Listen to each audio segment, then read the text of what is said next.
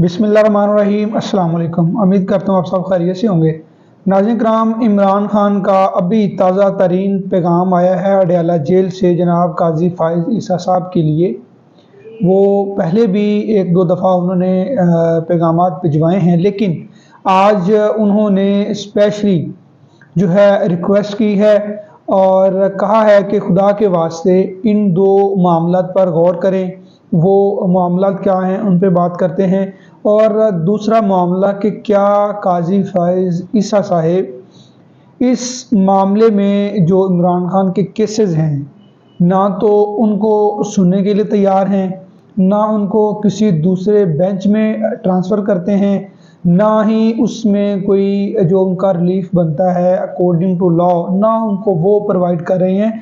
तो क्या काजी फ़ाइज़ ईसा साहब किसी से डर कर, किसी के खौफ से, या अपने अना और गरूर की वजह से इस केस को समाप्त नहीं कर रहे? आज इस मौजू पर बात होगी।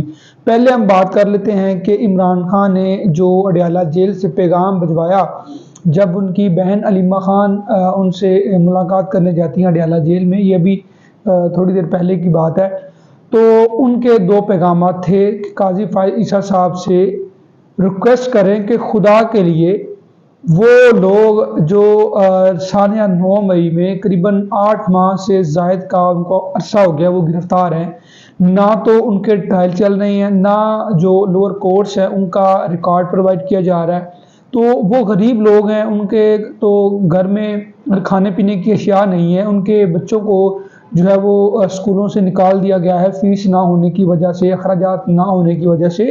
तो खुदारा ये आपकी कौम है, आपके लोग हैं, मेहरबानी करें। और जो 9 मई के हवाले से काफ़ी सारी पिटीशनें पड़ी हुई हैं ऑनरेबल सुप्रीम कोर्ट में कि आप जो वो सानिया 9 मई हुआ, जो भी लोग उसमें मुलव्वस हैं, आप सीसीटीवी फुटेज निकलवाएं।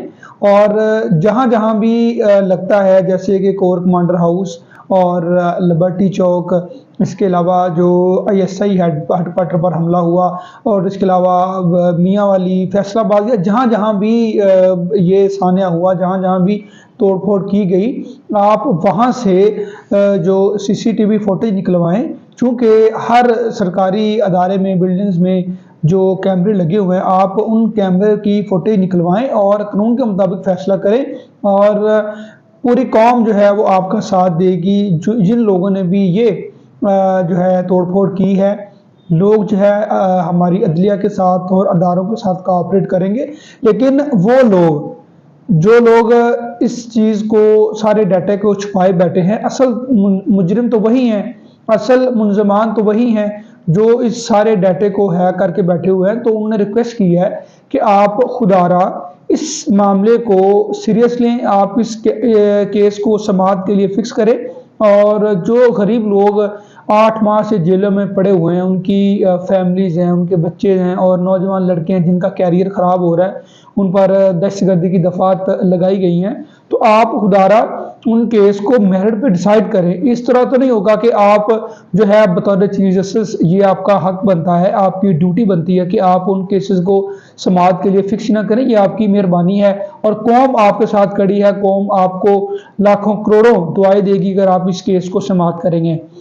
और दूसरा मामला जो उन्होंने रिक्वेस्ट की कि मेरा जो तोशाखाना केस है, उस केस में जिस तरह जज दिलावर ने इस केस को रैपिडली प्रोसीड किया और मेरे वकला के दलाइल सुनने के बाद उनको आर्गूमेंट्स जो है वो बगैर सुने बगैर उनको जो फैसले किए गए, आप जो है उस फैसले में वो पिटिशन अगर सुप्रीम कोर्ट में इस वक्त पड़ी हुई है, क्योंकि उस केस में जो इस्लामाबाद हाई कोर्ट है, उन्होंने इस केस में सज़ा को मुअत्तल कर दिया था। बाकी जो फ़ैसला है वैसे ही सस्टेन पड़ा है, यानी कि हाफ जो है किसी हद तक फ़ैसले में कुछ जो पॉइंट्स हैं, कुछ जो लवाजमात हैं, या कुछ उसमें जो इंग्रेडिएंट्स है वो ख़त्म कर दिए गए फ़ैसले के, लेकिन अभी जो मुकम्मल फ़ैसला है वो वैसे ही सस्टेन है। उसमें जो है ये कह लें कि हम उसमें किसी हद तक उसको छानबीन की गई है, उसमें छानबीन की गई, लेकिन अभी तक वो फ़ैसला मुकम्मल तौर पर जो है इलीगल करार नहीं दिया गया। تو وہ تقریباً 3 ہفتوں سے زائد ہو گیا ہے، وہ پٹیشن آپ کے پاس پڑی ہوئی ہے، اس کو سماعت کے لیے مقرر کریں۔ اور جو چیف الیکشن کمشنر ہے، کیا جو لوگوں کے فنڈامنٹل رائٹس ہیں، لوگوں کے جو الیکشن مہم کر رہے ہیں ان کے گھروں پہ ریڈ کی جا رہی ہے، ان کی فیملیز کو اٹھایا جا رہا ہے، کیا وہ اس معاملے میں ایکشن نہیں لیں گے؟ کیا ان کو اس چیز کی خبر نہیں ہے کہ وہ کس طرح بے بس یا وہ ہے ساری چیزوں کو اگنور کر کے بیٹھے ہوئے ہیں؟ تو بطور جو ہے ان کو ایک آئینی ادارے کے سربراہ ان کو دیکھنا چاہیے کہ کس طرح پاکستان تحریک انصاف کے لوگوں پر ظلم ہو رہا ہے۔ اور اس کے علاوہ جو ابھی ہم بات کریں گے کہ کیا قاضی فائز عیسیٰ صاحب جو عمران خان کی پٹیشن ہے یا جو ثانیہ 9 مئی کی والی جو پٹیشنز ہیں ان کو کیوں سماعت نہیں کر رہے؟ اس میں 2 ہی ریزنز ہو سکتی ہیں جو سامنے آ رہی ہیں۔ یا تو قاضی فائز عیسیٰ صاحب خوف سے، ڈر سے کہ جو ہے عالمی طاقتیں ہیں عمران خان کے پیچھے، وہ ان کا پریشر ہے کہ آپ نے اس کو جیل میں رکھنا ہے اور آپ اس کی کیس کی جو سماعت ہے آپ نہیں کر سکتے، الیکشنز کے بعد ان کے کیسز کو دیکھا جائے گا اور الیکشن کے بعد پھر ہم دیکھیں گے کہ اس میں کیا کرنا ہے۔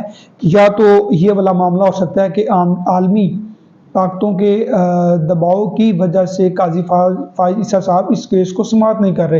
اور دوسرا معاملہ یہ بھی ہو سکتا ہے کہ قاضی فائز عیسیٰ صاحب کے خلاف عمران خان کی دور حکومت میں ان کے خلاف ریفرنس آیا تھا، تو ان کے اثاثہ جات کے حوالے سے اب قاضی فائز عیسیٰ صاحب اس ریفرنس میں کلیئر ہو گئے اور ان کو بری کر دیا گیا سپریم جوڈیشل کونسل کی جانب سے۔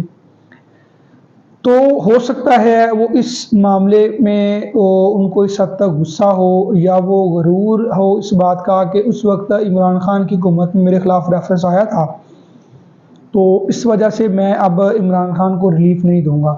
حالانکہ وہ جس منصب پر بیٹھے ہوئے ہیں وہ پوری پاکستان کے جسٹس ہیں، پوری قوم کے وہ چیف جسٹس ہیں، تو ان کو ان چھوٹی چھوٹی باتوں پر اکتفا نہیں کرنا چاہیے۔ وہ پوری قوم کے، پوری پاکستان کے جسٹس ہیں اور پوری جو جوڈیشری ہے ان کو پریزائڈ کر رہے ہیں۔